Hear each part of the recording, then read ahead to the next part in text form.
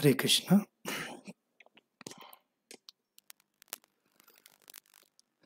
जय राधा माधव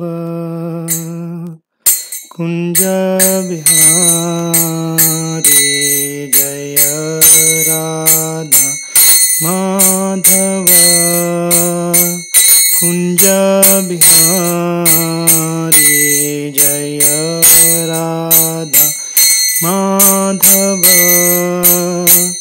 कुंज बिहारी, जय राधा माधव कुंज बिहारी, जय गोपी जन वल्लभ गिरिवरधारी, जय वल्लभ गिरिवरधारी, जय गोपी जन वल्लभ गिरिवरधारी, गोपी जन वल्लभ गिरिवरधारी, यशोदानंदन ब्रज जन रंजनाय,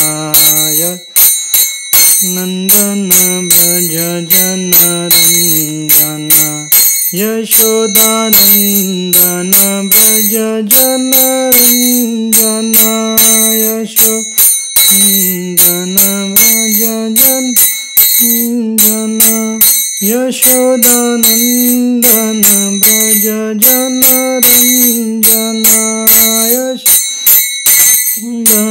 ब्रज जन रंजन, यमुना तीरावन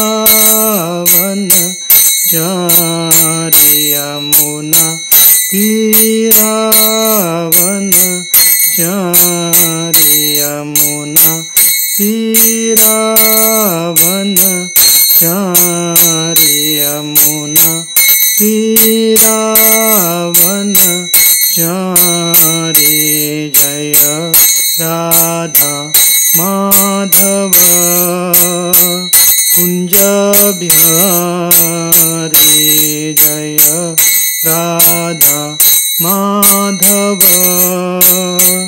कुंज बिहारी, जय राधा माधव कुंज बिहारी, जय राधा कुंज बिहारी।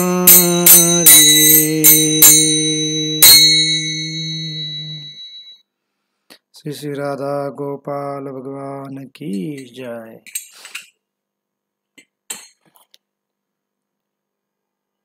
ओम नमो भगवते वासुदेवाय,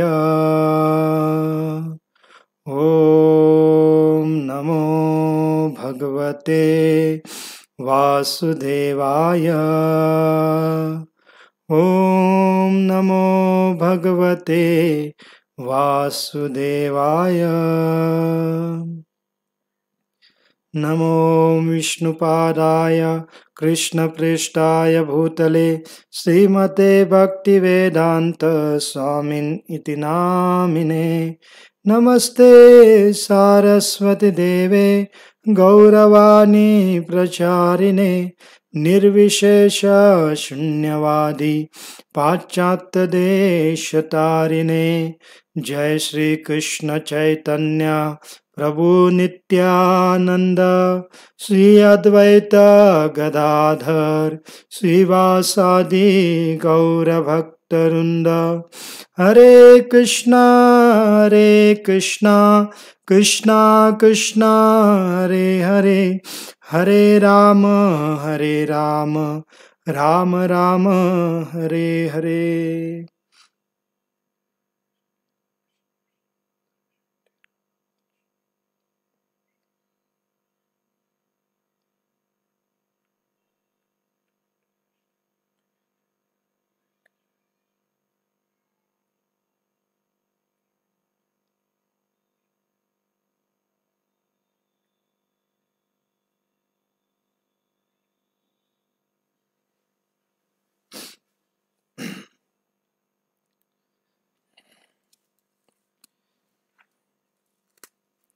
हरे कृष्ण. तर सर्व भक्तांचं पुन्हा एकदा आजच्या आपल्या भागवतम क्लासमध्ये विशेष स्वागत आहे. तर कालच्या दिवशी आपण काही कारणाने आपला भागवतम क्लास घेऊ शकलो नाही, परंतु आज आपण पुन्हा कृष्ण लीलेवर चर्चा नेहमीप्रमाणे सुरू करू. तर जवळजवळ आपला 2 दिवस क्लास झाला नाही. शनिवारी आपला भगवद्गीतेचा क्लास झाला आणि त्याच्या अगोदर ह्या कृष्ण लीलेवर आपण गुरुवारी चर्चा केली होती आणि त्याच्यानंतर अजून चर्चा झाली नाही. त्यामुळे थोडं आपल्याला विस्मरण झालं असेल की काय प्रसंग चालू होता किंवा कोणता प्रसंग आपण चर्चा करत होतो. तर त्याबद्दल थोडक्यात आपण सुरुवातीला बोलू की आपण पाहत होतो की भगवान श्रीकृष्ण आपल्या परिवाराला घेऊन इंद्रप्रस्थ या ठिकाणी प्रस्थान करतात आणि इंद्रप्रस्थ या ठिकाणी पांडवगण राजसूय यज्ञ करणार होते आणि त्यासाठी त्यांनी भगवान श्रीकृष्णांना निमंत्रित केलं होतं. आणि कृष्ण जेव्हा त्या ठिकाणी पोहोचतात तर आपण गुरुवारच्या दिवशी पाहिलं होतं की मग कृष्णाने अर्जुन एकदा रथामध्ये बसून यमुनेच्या किनारी भ्रमण करण्यासाठी गेले होते आणि त्या ठिकाणी त्यांना अग्निदेवता एक ब्राह्मणाच्या रूपात भेटतात आणि त्या अग्निदेवतांना अपचन झालं होतं. मग तो प्रसंग पण आपण पाहिला की एका राजाच्या द्वारे जादा यज्ञ केल्यामुळे त्यांना अपचन झालं होतं आणि मग त्यांची शरीर स्थिती ठीक करण्यासाठी त्यांना खांडवप्रस्थ वन भक्षण करण्याची ब्रह्मदेवानी उपाय सांगितला होता. मग इंद्रदेवताच्या द्वारे त्यांना ते भक्षण करून दिलं जात नव्हतं आणि मग म्हणून ते कृष्णाने अर्जुनाला शरण येतात, मदत मागतात. कृष्णाने अर्जुनाच्या मदतीने मग तो जो अग्निदेवता आहे तो खांडवप्रस्थ जे वन आहे ते भक्षण करतात आणि त्याच्यामध्ये मग मय नावाचा जो दानव होता मयासूर, तर त्यालाही अग्निदेवता भक्षण करणारच होते, परंतु तो अर्जुनाच्या शरणागत जातो आणि अर्जुनाच्या अभयदानामुळे मग तो वाचतो आणि मग त्याला अर्जुनाप्रती किंवा पांडवांप्रती काही सेवा करायची होती. मग तो काय करतो, कृष्णांच्या आज्ञेतून मग इंद्रप्रस्थमध्ये युधिष्ठिर महाराजांसाठी फार एक भव्य आणि एक अद्भुत असं सभागृह निर्माण करतो आणि त्याची पण चर्चा आपण त्या मागच्या आपल्या कथेमध्ये केली होती की ते सभागृह कसं एकदम विशेष होतं, अद्भुत होतं. त्याचं म्हणजे त्याच्यामध्ये जे काही म्हणजे जे बनवलेले काही प्रासाद होते किंवा ते बनवलेलं जे सभागृह होतं ते कसं वेगवेगळ्या अद्भुत गोष्टीने युक्त होतं याच्यावर पण आपण चर्चा केली होती. मग आता हे सर्व प्रसंग चालू असताना कृष्ण आपल्या परिवारासोबत त्या इंद्रप्रस्थमध्येच वास करत होते आणि बरेच महिने होऊन गेले होते आणि तयारी त्यांनी चालू होती राजसूय यज्ञाची. मग एक दिवस काय होतं की ह्याच मय दानवाने बनवलेल्या राजसभेमध्ये सर्वजण बसलेले होते. मग युधिष्ठिर महाराज आपल्या सिंहासनावर बसलेले आहेत आणि बाकी त्यांचे जे मंत्रीगण आहेत, ब्राह्मण लोक आहेत, त्यांना सहाय्य करणारे आणखीन काही विशेष श्रेष्ठ मुनिगण आहेत, वैश्यगण आहेत, असे बरेच जण त्या राजसभेमध्ये एकत्रित झाले होते. आणि त्याचबरोबर त्या म्हणजे कुरुवंशामधले बरेच वयोवृद्ध जे व्यक्ती आहेत ते पण त्या ठिकाणी होते आणि युधिष्ठिर महाराजांचे बरेच नातेवाईक पण त्या ठिकाणी एकत्रित झाले होते आणि तिथंच कृष्ण पण होते. मग ह्या सभेमध्ये ह्या सर्वांच्या समोर युधिष्ठिर महाराज काय करतात, भगवान श्रीकृष्णांना उद्देशून बोलू लागतात आणि एक मिनिट बोलू लागतात आणि मग ते कृष्णांना म्हणतात की मी वाचून दाखवतो, हे गोविंद, मी सर्वश्रेष्ठ राजसूय यज्ञ करून तुमच्या ऐश्वर्यशाली विस्तारांची अर्थात विभूतींची पूजा करू इच्छितो. हे प्रभो, कृपया आमचे मनोरथ यशस्वी होऊ द्या. मग आता युधिष्ठिर महाराज कृष्णाला म्हणतायत की मी राजसूय यज्ञ करू इच्छित आहे आणि त्याचा उद्देश काय आहे की वास्तविक तुमची ख्याती मला सर्व पृथ्वी लोकावर पसरवायची आहे आणि त्या उद्देशाने मी हे राजसूय यज्ञ करणार आहे. कृपया मला तुम्ही काय करा, अनुमती द्या किंवा मनोरथ पूर्ण करण्यासाठी मला आशीर्वाद म्हणजे माझ्यावर कृपा करा, अशा पद्धतीने ते कृष्णाला युधिष्ठिर महाराज म्हणतात. आणि 2 श्लोकामध्ये पहा, फार सुंदर भगवान श्रीकृष्णाची स्तुती करतात युधिष्ठिर महाराज. तर युधिष्ठिर महाराज म्हणतात कृष्णांना, हे पद्मनाभ, तुमच्या पादुका सर्व अशुभ गोष्टींचा विनाश करतात आणि म्हणून जे शुद्ध लोक तुमच्या पादुकांचे नित्य ध्यान तथा गुणगान करून त्यांची सेवा करतात ते भवबंधनातून मुक्त होतात. अशा लोकांनी जरी या भौतिक जगातील लाभ प्राप्तीची इच्छा केली तरी त्यांना सर्व लाभ प्राप्त होतात. तथापि तुमचा आश्रय न घेणारे लोक कधीही संतुष्ट होत नाहीत. मग इथं युधिष्ठिर महाराजांना काय दाखवायचं आहे यज्ञाच्याद्वारे? त्यांना हे दाखवायचं की जे कोणी तुमचा आश्रय घेतात हे कृष्णा, तर ते ह्या भौतिक जगामध्ये पण संतुष्ट राहू शकतात.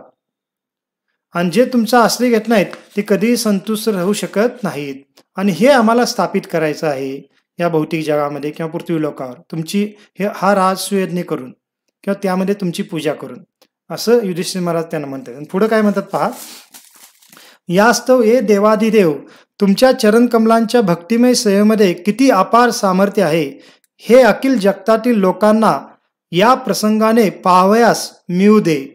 हे प्रभो, तुमच्या पूजनामध्ये रत असणाऱ्या कुरु आणि संजय ह्या कुळांचे आणि तुमचे पूजन न करणाऱ्या लोकांचे स्थान काय आहे हेही तुम्ही कृपया सर्वांना दाखवून द्या.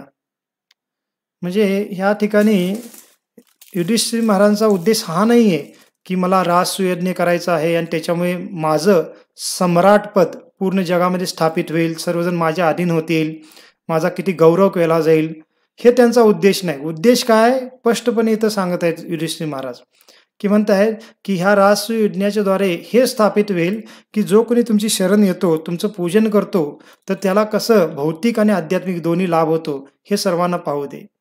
का? कारण पांडवांना हे सर्व लाभ झाला होता. कारण पांडवांना जेव्हा राज्याचा विभागणी झाली, तेव्हा खांडवप्रस्थ नावाचं एकदम निरुपयोगी असं जे प्रदेश होता तो त्यांना बहाल केला गेला होता कौरवांच्याकडून, किंवा कौरवांचे प्रमुख जे धृतराष्ट्र होता त्याच्याकडून. आणि कौरवांना त्यांनी फार सुंदर असं ऐश्वर्यशाली जे हस्तिनापूर महल होतं, ठिकाण होतं, ते राखून ठेवलं होतं त्यांच्याकडे. परंतु युधिष्ठिर महाराज म्हणतायत की मला दाखवायचं आहे की ज्यांच्यासोबत कृष्ण असतात त्यांना कसं ह्या भौतिक जगामध्ये ख्याती किंवा वैभव सर्व काही प्राप्त होतं. कारण थोड्याच कालावधीमध्ये मग भगवान श्रीकृष्णांच्या कृपेनेच ह्याच खांडवप्रस्थ नगरामध्ये त्यांनी फार ऐश्वर्यशाली इंद्रप्रस्थ नगर स्थापन केलं होतं.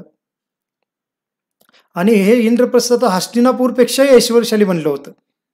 एवढंच नाही तर आता ह्याच इंद्रप्रस्थाच्या द्वारे आम्ही काय करू, पूर्ण जगावर सम्राटपद स्थापित करू. पहिला हस्तिनापूरमधून ते पद स्थापित केलं जात होतं किंवा भूषवलं जात होतं, पण आता इंद्रप्रस्थमधनं ते भूषवलं जाईल.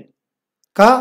कारण आमच्यासोबत कृष्ण आहेत आणि कौरवांच्या सोबत कृष्ण नाही आहेत, म्हणून त्यांना आता ते पद मिळणार नाही.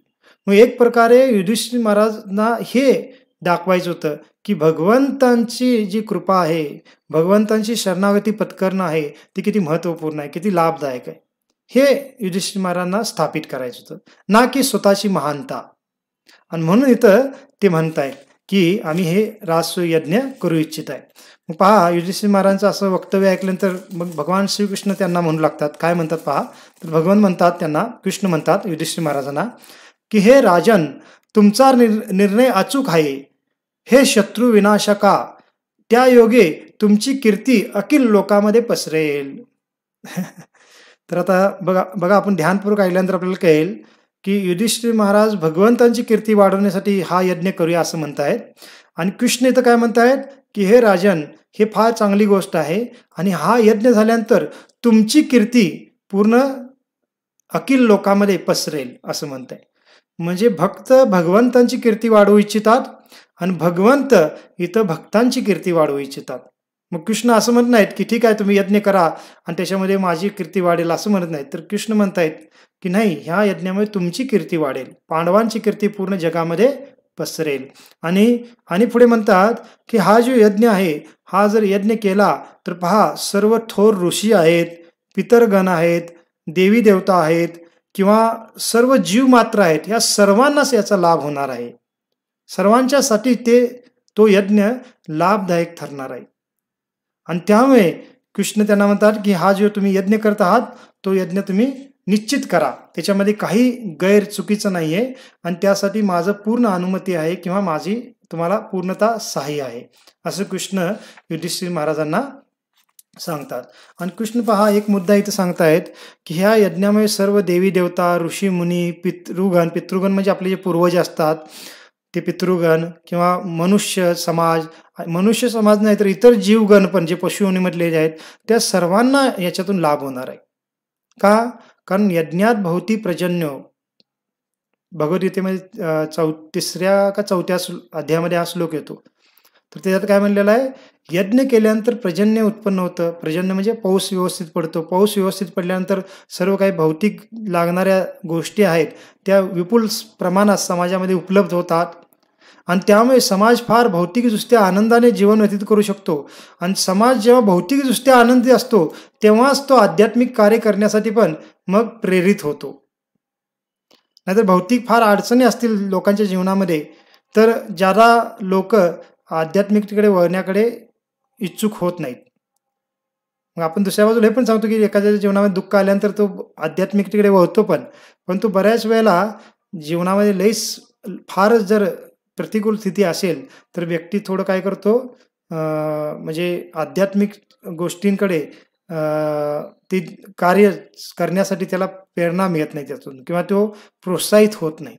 आणि म्हणून इथं कृष्ण म्हणतायत की हा यज्ञ केल्यानंतर सर्व जीवांना त्याचा लाभ होणार आहे, भौतिक दृष्टिकोनातून आध्यात्मिक दृष्टिकोनातून.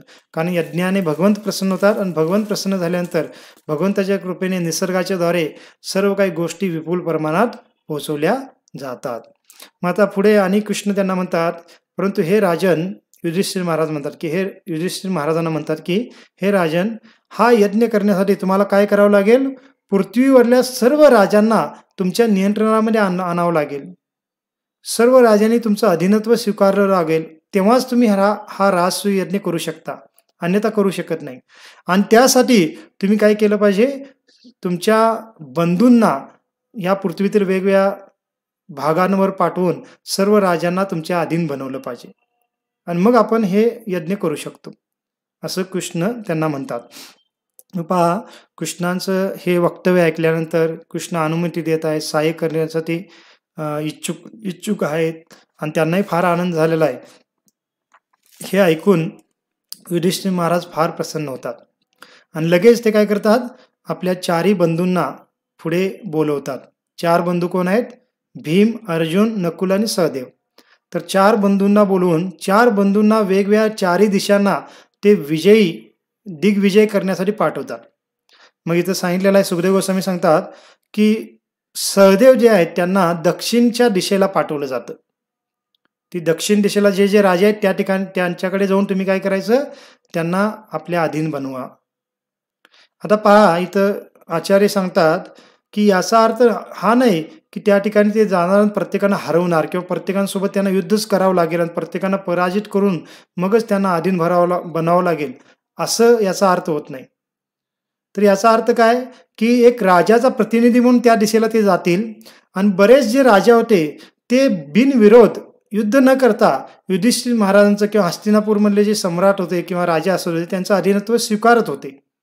मग एक प्रकारे हे निरोप द्यायला तेवढंच जात होते की ठीक आहे, आता युधिष्ठिर महाराजांनी राजसूय यज्ञ किंवा अश्वमेध यज्ञ करण्यास म्हणजे करणार आहेत आणि त्यासाठी तुम्ही सर्वांनी त्यांना काय करा, अधीन होऊन त्यांच्यासाठी काही भेटवस्तू किंवा लागणारे काही ज्या साहित्य आहेत ते पुरवा. आणि सर्वजण आनंदाने देत होते, कारण सर्वांना माहीत होतं की जे पांडवगण आहेत किंवा युधिष्ठिर महाराज आहेत ते फार धार्मिक आहेत आणि खरोखर ह्या पृथ्वीचे पूर्णतः सम्राट बनण्याचे तेच एकमेव पात्र आहेत, हे त्यांना माहीत असत होतं. म्हणून ते बिनविरोध सर्वजण त्यांना सहाय्य करत होते. आणि हे कार्य कोणत्या ना कोणत्या राजाला केलंच पाहिजे. मग आता जरासन करणार होता, मग जरासनपेक्षा युधिष्ठिर महाराज झाले तर फार चांगलं आहे. मग हे राजांना माहीत होतं, कारण जरासन किती क्रूर आणि असुरी प्रवृत्तीचं आहे हे माहीत होतं आणि त्यापेक्षा युधिष्ठिर महाराज बनू इच्छित आहेत तर त्यांना आपण सहाय्य करणं फार योग्य आहे, हे राजांना माहीत होतं आणि म्हणून सर्वांनी त्यांना सहाय्य पण केलं. मग इथं म्हणलेलं आहे, सहदेव यांना दक्षिणेला पाठवलं गेलं आणि जे नकुल होते त्यांना पश्चिमेला पाठवलं गेलं आणि अर्जुनाला उत्तर दिशेला पाठवलं गेलं आणि भीम यांना पूर्व दिशेला पाठवलं गेलं. मग अशा पद्धतीने 4 दिशांना 4 बंधूंना युधिष्ठिर महाराज पाठवतात आणि ते मग आपली सेना घेऊन आणि मुख्य योद्धा म्हणजे भीम, अर्जुन, सहदेव आणि नकुल त्या दिशेला जातात. बाकी आणि योद्धा किंवा सेनापती त्यांच्यासोबत असत होते. बरंच सैन्य पण असायचं, कारण एखाद्या राजाने जर अधीनत्व स्वीकारण्यासाठी मना केला तर त्याच्यासोबत त्याच्यासोबत युद्ध मग करणं भाग्य होतं. आणि युद्ध करून त्याला अधीन बनवायचं आणि मग पुढे जायचं. हे त्याची प्रथा होती किंवा एक विधी होती. आणि अशा पद्धतीने सर्वजण वेगवेगळ्या दिशांना गेले आणि सर्व देशातल्या सर्व राजांनी युद्ध न करता युधिष्ठिर महाराजांचं अधीनत्व स्वीकारलं. आणि त्याचा उद्देश आणखीन एक असत होता की फक्त अधीनत्व स्वीकारलं एवढं म्हणून चालणार नाही, तर त्या राजसूय यज्ञासाठी किंवा अश्वमेध यज्ञ जे करणार आहेत राजा, त्याच्यासाठी मग त्या सर्व राजांनी एक कर म्हणून त्यांच्या वतीने काही धनसंपत्ती वस्तू अशा भेट म्हणून द्यायच्या असतात त्या राजाला. मग हे चारही जे बंधू आहेत त्या चारही दिशांना सर्व राजांना अधीन बनवून भरपूर मोठ्या प्रमाणात धन आणि वेगवेगळ्या वस्तू घेऊन आल्या. कारण राजसूय यज्ञ म्हणजे साधारण नसत होता, त्याच्यावर फार मोठं धन किंवा भरपूर काही वेगवेगळ्या वस्तूंची आवश्यकता लागत होती. आणि त्या सर्व ह्या राजांच्याकडून एकत्रित केल्या जायच्या आणि सम्राट बनणाऱ्या राजाच्या द्वारे तो यज्ञ केला जायचा.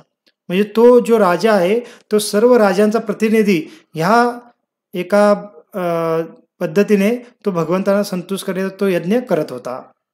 मग अशा पद्धतीने चारही दिशातून चारही जे बंधू आहेत ते दिग्विजय करून सर्वांना अधीन बनवून सर्वांच्याकडून धन किंवा भेटवस्तू घेऊन ते पुन्हा इंद्रप्रस्थमध्ये येतात काही कालावधीनंतर. आणि ते पाहून युधिष्ठिर महाराज फार प्रसन्न होतात, आनंदित होतात. परंतु एक त्यांच्या हृदयामध्ये खंत होती किंवा एक थोडं भय पण होतं युधिष्ठिर महाराजांच्या हृदयामध्ये. ते म्हणजे काय की जरासंध होता, त्यांनी अजून त्यांचं अधीनत्व पत्कारलं नव्हतं, स्वीकारलेलं नव्हतं. का?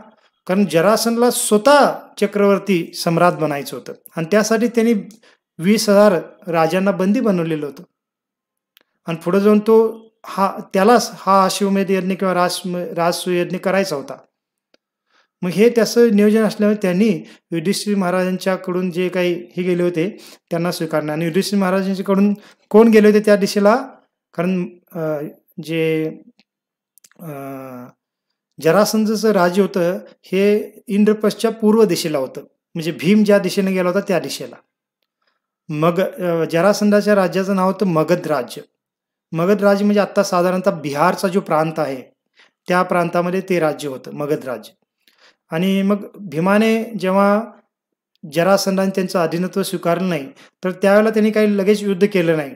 त्यांनी विचार केला की ठीक आहे, आपण बाकीच्या सर्व राजांना अधीन बनवून पुन्हा इंद्रप्रस्थमध्ये जाऊ, युधिष्ठिर महाराजांचे नियोजन करू काय करायचं ते, आणि त्याच्यानंतर मग आपण जरासंधावर आक्रमण करायचं का युद्ध कसं करायचं ते सगळं नियोजन ठरवू. अशा पद्धतीने विचार करून भीम मग बाकी सर्व राजांना पराजित करून किंवा अधीन बनवून इंद्रप्रस्थमध्ये आले होते. आणि मग हे जेव्हा जरासंधाबद्दल जेव्हा युधिष्ठिर महाराजांना कळतं तर तेव्हा त्यांना थोडं चिंता किंवा भय निर्माण होतं. कारण जरासंध फार शक्तिशाली होता, त्याच्यावर सेना पण फार मोठी आहे. मागं आपण पाहिलं होतं की उद्धवजी म्हणतात की जवळजवळ 100 अक्षोणी सेना फक्त एकट्या जरासंधाकडे होती, एवढा तो शक्तिशाली होता. मग जेव्हा कृष्णांच्या सोबत युधिष्ठिर महाराज याच्याबद्दल वार्तालाप करत होते, चर्चा करत होते की जरासंधाला आपण कसं पराजित करायचं, तर त्यावेळेला मग कृष्ण युधिष्ठिर महाराजांना उद्धवानी जो उपाय सांगितला होता तो उपाय सांगतात. उद्धवानी काय उपाय सांगितला होता की जरासंधासोबत आपण सैन्य घेऊन युद्ध करू शकणार नाही, त्याच्याकडे फार मोठे सैन्य आहे. तर त्यापेक्षा आपण काय केलं पाहिजे, त्याच्याकडे जाऊन एक ब्राह्मण वेशामध्ये जाऊन आपण द्वंद्व युद्धाची मागणी किंवा दान मागितलं पाहिजे. आणि त्या पद्धतीने भीम काय करू शकतो, जरासंधा हरवू शकतो. तर हा उद्धवानी उपाय सांगितला होता. मग हा उपाय जेव्हा युधिष्ठिर महाराजांना कृष्ण सांगतात तर युधिष्ठिर महाराज फार प्रसन्न होतात. त्यांना ठीक आहे, हा उपाय योग्य वाटतो. आणि त्यावेळेला युधिष्ठिर महाराज कृष्णांना हे पण प्रश्न विचारतात की हा जो जरासंधा एवढा शक्तिशाली कसा बनला, याचा पूर्व इतिहास काय आहे, असं युधिष्ठिर महाराज कृष्णांना विचारतात. आणि कृष्ण त्यावेळेला मग जरासंध एवढा शक्तिशाली कसा आहे, त्याचा जन्म कसा झाला याचं वर्णन करून युधिष्ठिर महाराजांना सांगतात. तर एक कथा आहे, तर ही कथा महाभारतामध्ये येते. आता भागवतामध्ये ती पूर्ण कथा नाही आहे, परंतु कृष्ण त्यांना जरासंधाच्या जन्माची कथा सांगतात, एवढंच वर्णन भागवतामध्ये आलेलं आहे. परंतु ती कथा महाभारतामध्ये येते. तर त्या कथेमध्ये सांगितलेलं आहे की एक बृहदर्थ, एक मिनिट मला उच्चारण करायला होईल, बृहदर्थ नावाचे एक राजा होते. तर हा बृहदर्थ कोण आहेत, हे जरासंधाचे वडील होते. मग आता जरासंधाचा अजून जन्म झाला नव्हता. हे बृहदत्त जे होते ते तेव्हा मगध राज्याचे राजा होते आणि त्यांचा विवाह काशीचे जे राजा होते त्यांच्या 2 कन्या होत्या, त्या कन्यांशी होतो. मग आता ह्या 2 पत्नी आहेत त्यांना, बृहदत्त यांना, आणि त्यांना बऱ्याच दिवस झाले तरी पुत्रप्राप्ती झाली नव्हती. बऱ्याच कालावधी, वर्ष निघून जातात त्यांच्या विवाहानंतर, तरी पण त्यांना पुत्रप्राप्ती नव्हती. आणि हा बृहदत्त राजा आहे तो नेहमी म्हणजे चिंतित किंवा दुःखी असायचा पुत्रप्राप्ती नसल्यामुळे. मग एक दिवस काय होतं, त्यांच्या राज्यामध्ये चंड कौशिक नावाचे एक ऋषी येतात आणि राजांना माहित होतं की ऋषीमुनींच्या मध्ये ती शक्ती असते, त्यांच्या कृपेने अ, आपल्याला पुत्र प्राप्त होऊ शकतो. आणि मग ते काय करतात, त्या चंडकौशिक ऋषींकडे जातात. हा जो राजा आहे बृहदत्त, आणि चंडकौशिक ऋषींकडे गेल्यानंतर त्यांना भरपूर काही भेटवस्तू देऊन त्या चंडकौशिक ऋषींना ते प्रसन्न करतात. मग ऋषी त्यांच्यावर प्रसन्न झाल्यानंतर त्यांना विचारतात की तुमची काय इच्छा आहे, तुमची काय मागणी आहे, सांगा, तुम्ही जे काही वरदान मागाल, इच्छा व्यक्त कराल, मी ते पूर्ण करेन. मग त्यावेळेला हे बृहदत्त राजा आपल्या 2 राण्यांना तिथे घेऊन गेले होते त्यांच्यासोबत. तर ते म्हणतात की माझ्या 2 पत्नी आहेत, परंतु मला अजूनही पुत्रप्राप्ती झालेली नाही. तर कृपया तुम्ही मला पुत्रप्राप्तीचं वरदान किंवा आशीर्वाद द्या. मग त्यावेळेला हे जे चंडकौशिक आहेत, हे काय करतात, की ते एका झाडाच्या खाली बसले होते त्यावेळेला, आणि ते मग असा त्या राजांच्या मागणी ऐकून ते चंडकौशिक जे अं, ऋषी होते ते ध्यानस्थ होतात थोडे. ध्यानस्थ होऊन ते पाहू लागतात काय म्हणजे प्रारब्ध काय आहे किंवा होऊ शकतं का नाही अशा पद्धतीने. तेवढ्यात काय होतं, ज्या झाडाखाली ते बसले होते त्या झाडाचं एक फळ असतं, पिकलेलं फळ. ते फळ त्यांच्या म्हणजे मांडीवर पडतं वरून, आणि मग ते थोडे ध्यानातून बाहेर येतात आणि पाहतात तर त्यांच्या मांडीवर एक फळ पडलेलं आहे. मग ते काय करतात, ते फळ म्हणजे त्यांच्या ध्यानामध्ये त्यांच्या त्या फळामध्ये विशेष शक्ती निहित करून त्या राजाला देतात. आणि ते म्हणतात, की "हे फळ काय कर, तू तुझ्या दोन्ही राणीपैकी एका राणीला खाण्यास दे आणि तिच्यापासून तुला पुत्रप्राप्ती होईल." असं ते राजाला सांगतात. मग राजा फार प्रसन्न होतो, त्यांना प्रणाम करतो आणि आपल्या राण्यांना घेऊन आपल्या महलामध्ये येतो. परंतु आता दुविधा काय निर्माण झाली, की फळ एक दिलेलं आहे आणि राण्या 2 आहेत. आता कोणत्या राणीला द्यायचं? एका राणीला दिलं तर दुसरी राणी नाराज होणार किंवा दुसऱ्याला दिलं तर पहिली राणी नाराज होणार. मग तो काय करतो, त्या फळाला कट करतो. 2 भाग करतो आणि अर्धा भाग त्या एका राणीला देतो आणि अर्धा भाग दुसऱ्या राणीला देतो. आणि त्या राण्या आनंदाने ते अर्धा-अर्धा भाग ग्रहण करतात. आणि काही कालावधीमध्ये त्यांना गर्भवास म्हणजे गर्भधारणा होते. दोघांना पण होते, दोन्ही राण्यांना. आणि दोन्ही राण्या फार प्रसन्न होतात. राजा पण फार आनंदित होतो आणि योग्य कालावधी आल्यानंतर त्या दोन्ही राण्यांना पुत्र म्हणजे त्यांचा जो गर्भ आहे तो जन्मतो, त्यांच्या गर्भातून बाहेर येतो. परंतु त्याचा म्हणजे कशा पद्धतीने तो गर्भ बाहेर येतो, की तो जो गर्भ असतो म्हणजे ते जो बालक आहे गर्भातला, तो गर्भातला बालक हा म्हणजे अर्ध्या-अर्ध्या भागामध्ये त्या दोन्ही राण्यांच्या गर्भातून जन्मतो. म्हणजे जसं शरीर आहे, शरीराला 2 हात आहेत, 2 पाय आहेत, 2 डोळे आहेत, 2 कान आहेत. परंतु त्या दोन्ही राण्यांना जन्मलेलं जे बालक आहे, त्याच्यामध्ये कसं आहे, की अर्धा भाग एका राणीला, अर्धा भाग एका राणी म्हणजे एक भाग आहे त्याच्यामध्ये 1 हात, 1 पाय, 1 कान, 1 डोळे किंवा छातीचा एक भाग, अशा पद्धतीने अर्ध-अर्ध शरीर दोन्ही राणींना जन्मलेलं होतं. आणि काय होतं, एक मिनिट, मी फोटो पण आहे का बघूया माझ्याकडे, मी लावला होता. नाही, नाही. ठीक आहे. तर मग त्या राण्या फार घाबरतात. कारण हा बालक असा कसा जन्मला आणि मृत्यूवरच होता. म्हणजे तो बालक अर्धा-अर्धा असल्यामुळे शरीरामध्ये तो बालक असं रडणं किंवा काहीच हालचाल करत नाही. म्हणजे जणू काही ते मृत्यूवरच एखादं शरीर गर्भातून बाहेर आले अशा पद्धतीने होतं. ते पण अर्धा-अर्धा त्याचा भाग होता. मग त्या घाबरून काय करतात, राजाला पण कळाल्यानंतर राजा घाबरून काय करतात, त्यांना त्या दोन्ही भागांना जंगलामध्ये फेकून देतात. कारण मृतवत बालक जन्मला म्हणून. आणि असं कारण काय होतं, की त्यांनी त्या फळाचं 2 अर्धे-अर्धे तुकडे केले होते आणि म्हणून ते अर्धा-अर्धा बालक दोन्ही राण्यांना जन्मला होता. मग एक काय होतं, की जंगलामध्ये ते जेव्हा टाकून देतात, मृत आहे म्हणून तो, तर मग त्या जंगलामध्ये म्हणजे त्यांच्या राज्यातलं एक जंगल होतं. त्या जंगलामध्ये जरा नावाची एक राक्षसीण राहत होती. त्या राक्षसींचं नाव होतं जरा. तर ती काय करते, की वनामधनं भ्रमण करत असताना तिला ते 2 तुकडे दिसतात आणि तिला ती मांस खाणारी राक्षसीन होती. मग तिला वाटतं की ठीक आहे, आपण मांस खायला आपल्याला मिळालं म्हणून ती काय करते, त्या दोन्ही तुकड्यांना घेते आणि आपल्या हातामध्ये घेतल्यानंतर ती घेऊन जात असते. मग एका हातामध्ये घेऊन दोन्ही तुकडे, तर ते दोन्ही तुकडे एकत्र आणल्यानंतर ते काय होतात, एकत्र मिळतात.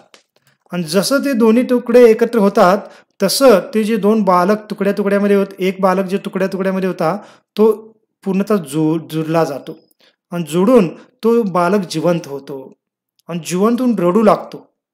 फार कर्कश आणि एकदम भयानक रडू लागतो. मग आता ती जी राक्षसीन होती, तिला एकदम आश्चर्य वाटतं की हा बालक कोणाचा आहे आणि आता जिवंत झालेला आहे हा.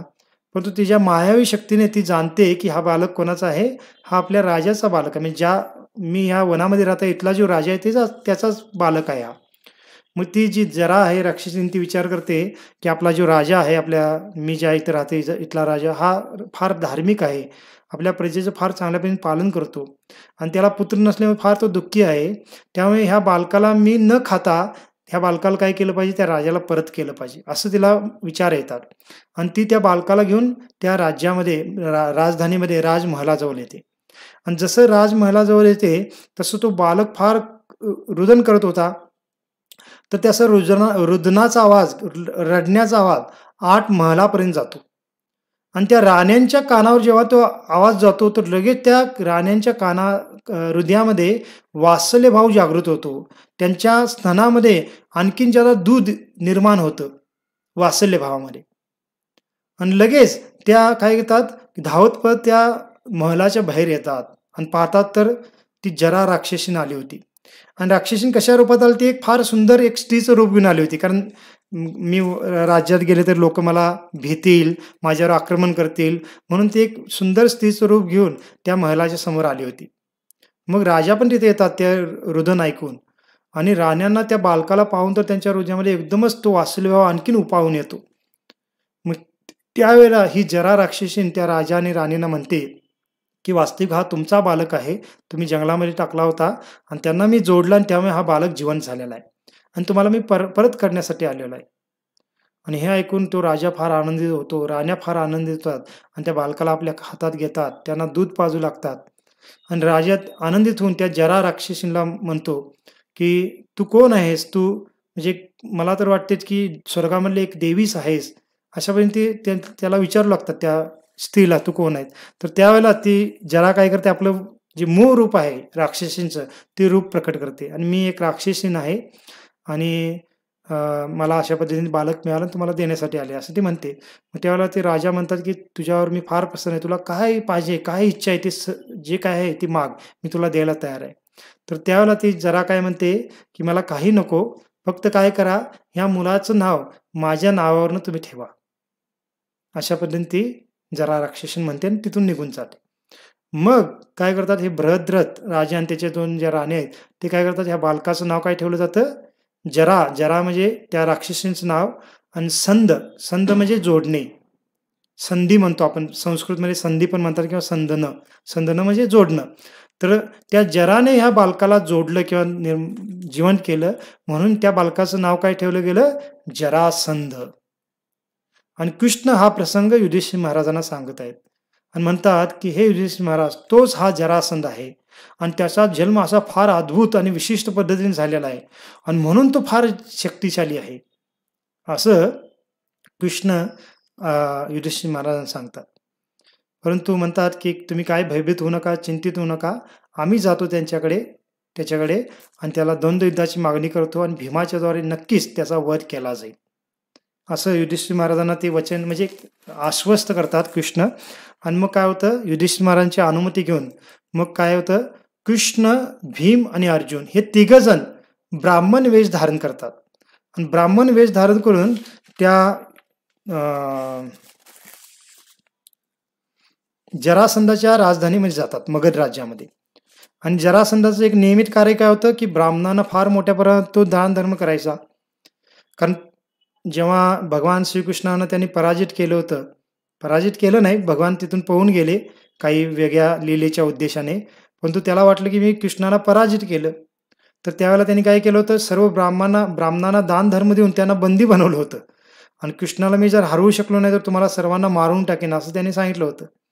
आणि त्यावेळेला कृष्णाच्या कृपेने ब्राह्मणांना सोडवण्यासाठी कृष्ण तिथून पळून जातात आणि ह्याला वाटतं जरासंधला की मी कृष्णाला पराजित केलं आणि खरोखर ब्राह्मणांचा मला विशेष आशीर्वाद मिळाला असं त्याला वाटलं होतं आणि त्यामुळे तो ब्राह्मणांना आणखीनच ज्यादा दानधर्म देत होता किंवा ब्राह्मणावर त्याची श्रद्धा आणखीनच वाढली होती. आणि रोजचं त्याचं एक विशिष्ट वेळ असायची, त्या वेळेला तो ब्राह्मणांना फार मोठ्या प्रमाणात दानधर्म करायचा. मग आता कृष्ण आणि भीम आणि अर्जुन बरोबर अशा वेळेला जातात ज्या वेळेला जरासंध ब्राह्मणांना मुक्त असते, त्यांची जी काही इच्छा आहे त्याप्रमाणे दान करतो त्यावेळेला तिथं जातात. आणि जरासंध दान ते देत असतात त्यावेळेला तिथे गेल्यानंतर मग आता कृष्ण अर्जुन आणि भीम त्या जरासंधाला म्हणतात, काय म्हणतात पहा, ते म्हणतात, हे राजा, आम्ही तुझे अतिथी असून फार दूरवरून येथे आलो आहोत. हे कृपया जाणून घे, तुझे कल्याण हो. कृपया आम्हास इच्छित दान देऊन आम्हाला संतुष्ट कर. मग कृष्ण अर्जुन इथं म्हणतायत की आम्ही फार दूरून आलेलो आहे आणि तुझे कल्याण हो आणि आम्हाला जे काही दान हवं आहे तू ते दान आम्हाला प्रदान कर, असं ते म्हणतात जरासंधला. आणि जरासंधला काय करतात कृष्ण अर्जुन किंवा भीम, काही पूर्ववर्ती राजांचं उदाहरण देतात किंवा एक प्रमाण सांगतात. प्रमाण कशासाठी, की ह्या जरासंधाने नंतर जर त्याला कळालं की आम्ही कोण आहोत तर त्यांनी दान देण्यासाठी मना करू नये ह्यासाठी ते काही प्रमाण देतात कृष्ण. कोणतं प्रमाण देतात, ते म्हणतात की पूर्ववर्ती भूतकाळामध्ये बरेच मोठमोठे राजा होऊन गेलेले आहेत, त्यांनी ब्राह्मणांना किंवा जे याचक आहेत त्यांना मोठमोठी दानं देऊन काय केलेलं, फार मोठी कीर्ती प्राप्त केलेली. मग त्याच्यामध्ये कोण कोण आहेत, तर सर्वात कीर्तिवान आहेत राजा हरिश्चंद्र. राजा हरिश्चंद्रांनी फार मोठं दान देऊन फार मोठी कीर्ती प्राप्त केली. त्याच्यानंतर राजा रंतीदेव आहेत, त्याच्यानंतर राजा मुदगल आहेत, त्याच्यानंतर राजा शिबी महाराजांचा प्रसंग आहे, शिबी महाराजांचा प्रसंग आपण पाहिलेला आहे. आणि त्यानंतर बली महाराज आहेत. तर अशा मोठमोठ्या राजांनी काय केलेलं आहे की दान धर्म देऊन आपली कीर्ती वाढवलेली आहे, ते अमर बनलेले आहेत. तर तसंच अमर म्हणजे शरीराने नाही परंतु कीर्तीने अमर बनले. तर तसंच हे राजन, तुम्ही पण आमचं इच्छित दान आम्हाला देऊन कीर्तिवान व्हा, अशा पद्धतीने कृष्ण अर्जुन भीम त्या जरासंधाला म्हणतात. मग आता जरासंध हे जेव्हा त्यांचं बोलणं ऐकत होते किंवा त्यांची जी मागणी ऐकत होते त्यावेळेला जरासंध पाहतात की हे 3 व्यक्ती आहेत, ब्राह्मण वेशामध्ये आहेत, परंतु त्यांच्या शरीरदृष्टीने ते ब्राह्मण वाटत नाहीत. का? कारण त्यांच्या शरीरावर, त्यांचं जे शरीर आहे फार हट्टकट्ट आणि एकदम पिळदार शरीर आहे. कारण जे ब्राह्मण लोक असतात ते म्हणजे एकदम सामान्य त्यांचं शरीर असतं, फार कोमल शरीर असतं ब्राह्मणांचं. कारण ब्राह्मण लोक काही शारीरिक व्यायाम कसरत असं ज्यादा करत नाहीत, त्यांचं कार्य वेगळं आहे. परंतु क्षत्रियांचं कार्य कसं असतं, शारीरिक कसरत करणं, अस्त्रशस्त्र चालवायला शिकणं, त्यामुळे शरीर फार त्यांचं एकदम पिळदार असतं.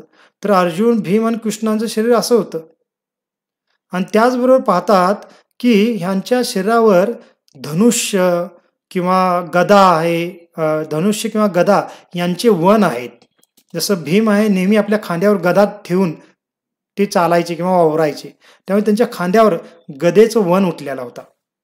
किंवा अर्जुन आहे तो धनुष्य, गांडीव धनुष्य आपल्या खांद्यावर नेहमी ते धारण करायचे, तेव्हा त्या खांद्यावर धनुष्य आणि प्रत्येकाचे वन त्यांच्यावर होते. तर अशा पद्धतीने पाहिल्यानंतर त्याला लगेच कळतं की हे ब्राह्मण नाहीतच, हे निश्चित क्षत्रिय आहेत आणि ब्राह्मणाच्या वेशामध्ये आलेले आहेत, असं ते जरासंध ओळखतो.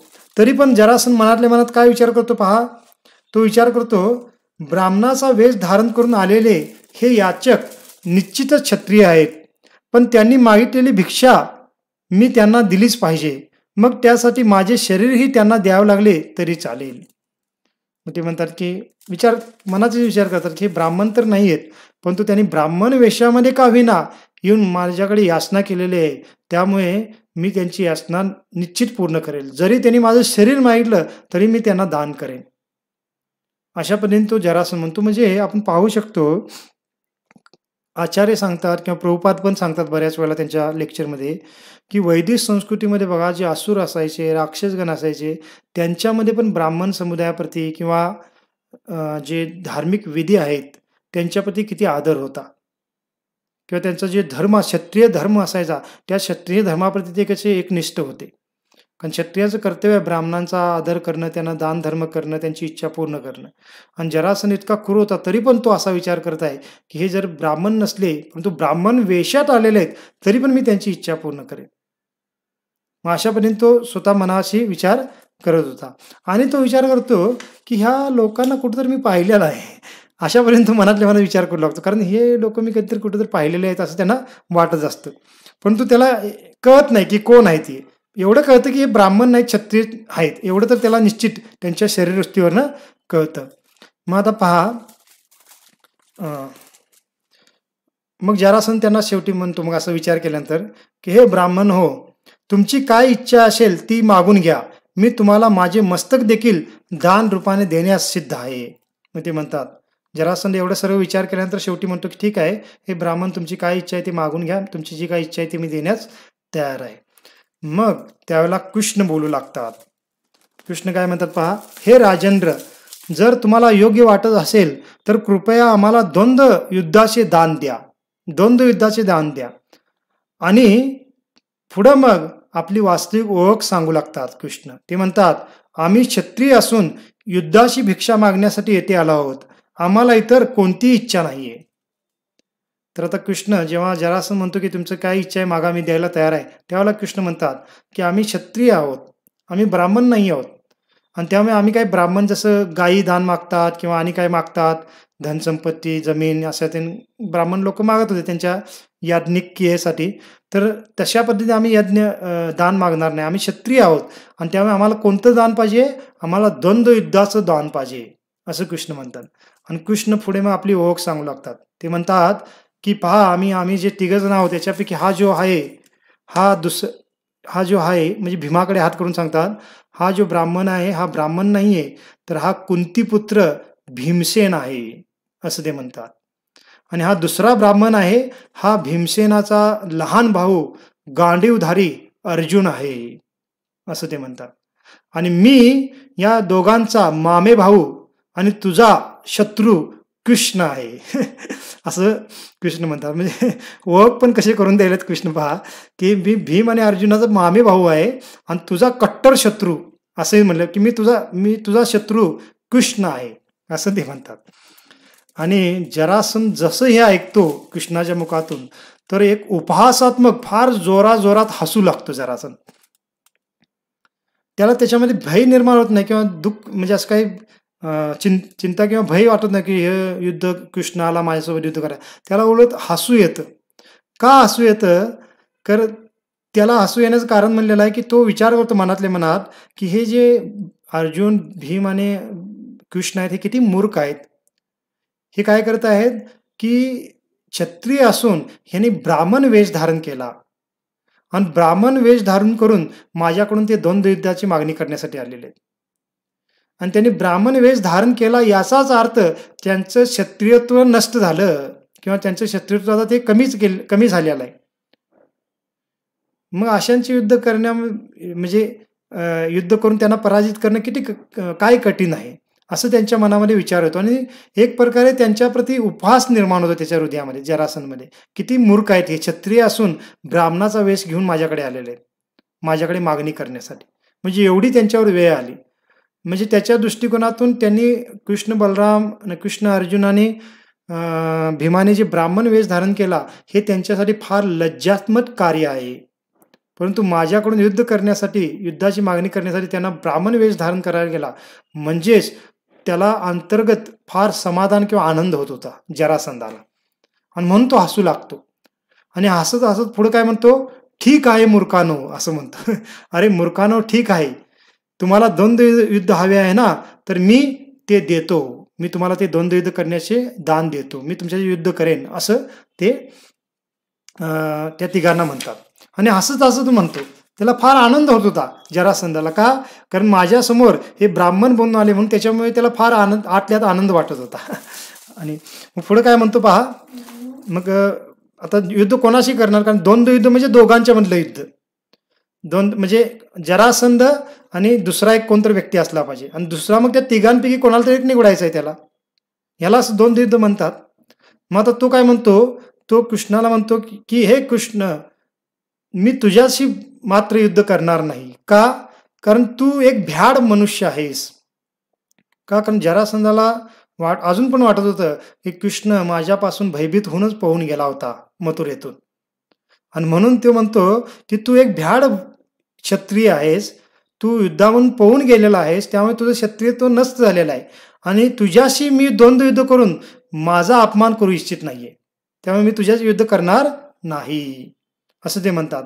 आणि तू किती भ्याड किंवा किती भयभीत क्षत्रिय आहेस पहा, की एक तर माझ्यापासून पळून गेलास तू युद्धामधून आणि आता काय केलेलं आहेस, एका समुद्राचा आश्रय घेऊन राहिलेला आहेस, जेणेकरून दुसऱ्याने तुझ्यावर आक्रमण करू नये. म्हणजे एवढा तू भ्याड आहेस किंवा भेत्रा आहेस, असं जरासंध कृष्णाला म्हणू लागतात. आणि मग पुढे म्हणतात, आणि हा जो अर्जुन आहे हा तर माझ्यापेक्षा वयाने फार लहान आहे आणि त्यामुळे मी त्याच्याशी पण युद्ध करणार नाही. परंतु जे भीम भीम आहे, तो भीम माझ्याशी थोडा समतुल्य आहे, म्हणजे शक्तीमध्ये थोडा माझ्याशी समान आहे. तर मी काय करेन, हे मूर्खानं, तुमची इच्छाच असेल तर मी युद्ध करेन, परंतु भीमाशी करेन. म्हणजे पहा, या ठिकाणी ते क्षत्रियांना पण अभिमान होता. असं नाही की त्यांना द्वंद्व युद्धामध्ये जिंकल्यानंतर त्यांचा विजय होणार आहे म्हणून ते कुठल्यातरी एखाद्या कमी शक्तिशाली योद्ध्याला निवडतील आणि त्याला हरवून मग आपला विजय झालाय असं स्थापित करतील, असं नाही. त्याच्यामध्ये पण ते अभिमानाने त्यांच्या समतुल्य योद्ध्यालाच निवडत होते. कारण कमी शक्तिशाली योद्ध्याला हरवणं त्यांना कमीपणाचं वाटत होतं. एवढे क्षत्रिय त्यावेळेचे असत होते, म्हणजे अभिमानी किंवा त्यांच्या क्षत्रियाचं पालन करणारे. जसं महाभारतामध्ये पण उदाहरण येतं.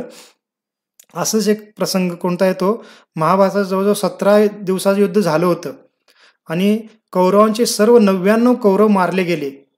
फक्त एकच म्हणजे दुर्योधन राहिला होता. आणि तो दुर्योधन पण काय करतो, भयभीत होऊन 18व्या दिवशी त्या कुरुक्षेत्रामध्ये एक सरोवर होतं, त्या सरोवरच्या पाण्यामध्ये जाऊन लपून बसतो. आणि त्यावेळेला काय करतात, मग पांडवगण आणि कृष्ण जाऊन त्या दुर्योधनाला आव्हान करतात की तू काय केलेलं आहेस, भ्याडपणामध्ये पाण्यामध्ये जाऊन लपून बसलेला आहेस.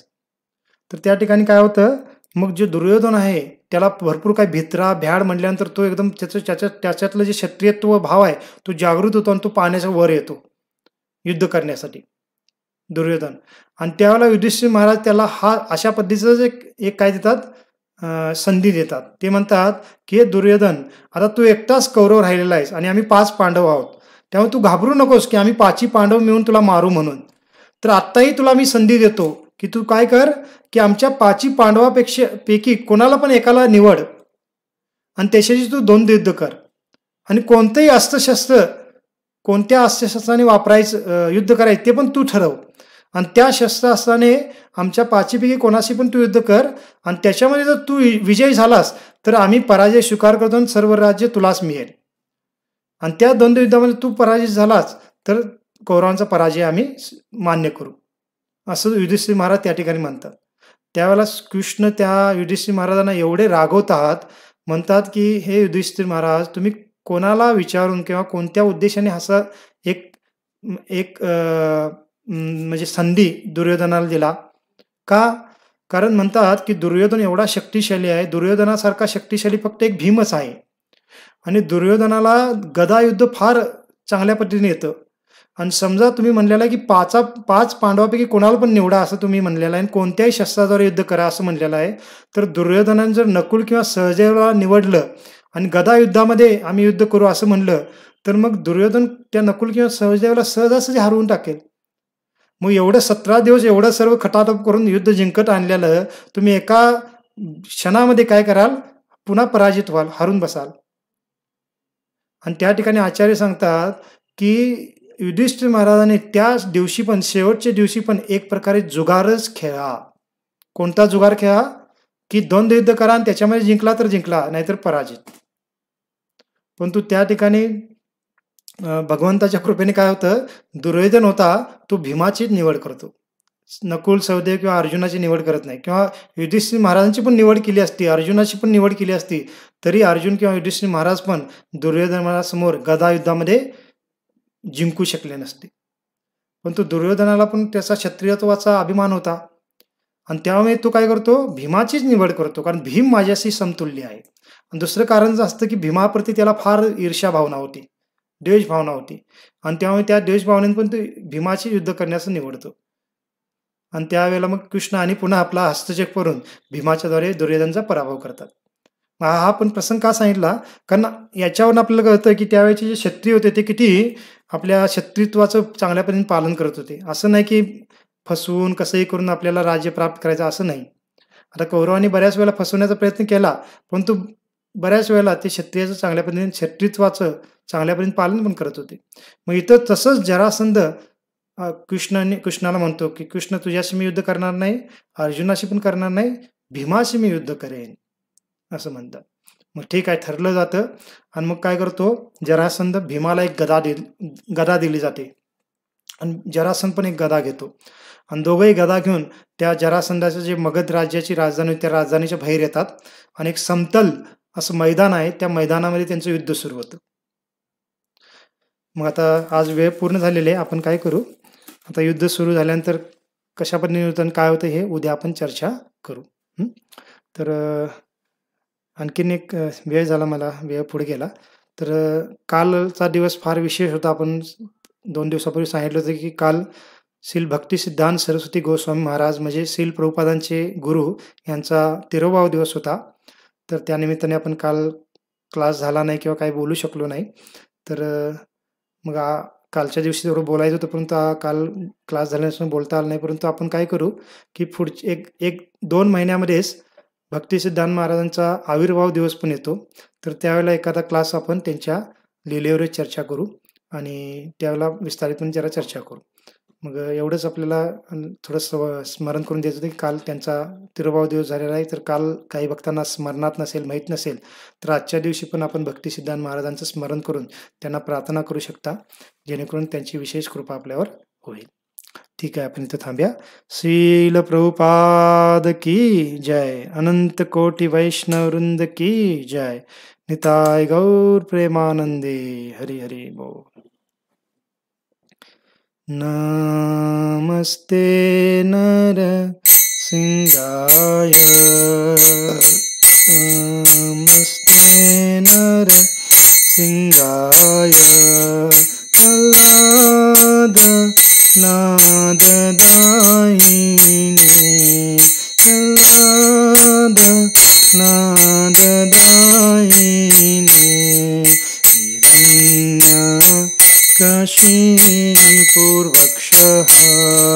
हिरण्यकशिपूर्वक्षः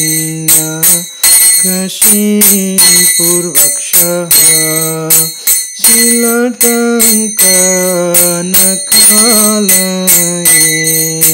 शीलटङ्कनकालये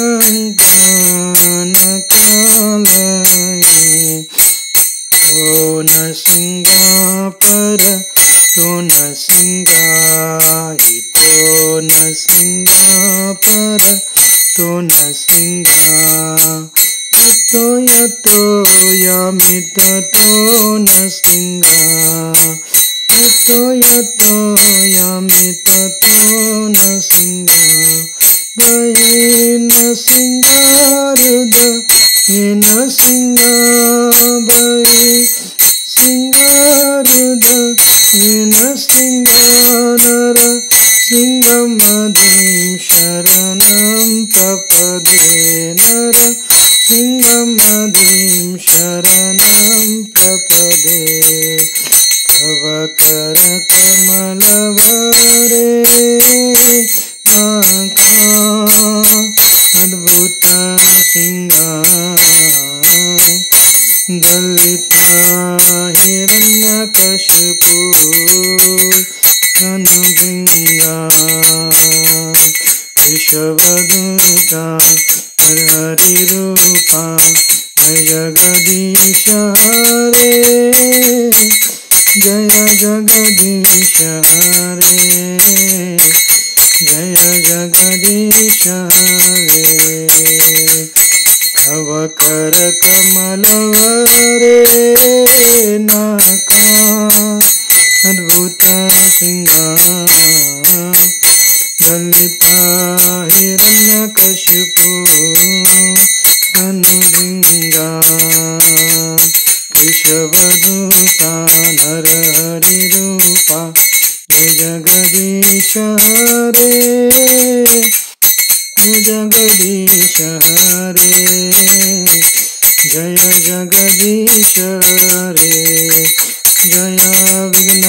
विनाशक नृसिंहदे, विघ्न विनाशक नृसिंहदे, जय प्रहलाद महाराज, प्रहलाद महाराज, प्रहलाद महाराज, जय प्रहलाद महाराज। प्रभुपाद प्रभुपाद प्रभुपाद प्रभुपाद, जय जय प्रभुपाद प्रभुपाद प्रभुपाद प्रभुपाद। गौर हरि बोल हरि बोल हरि बोल हरि बोल, नित्य गौर हरि बोल हरि बोल हरि बोल हरि बोल।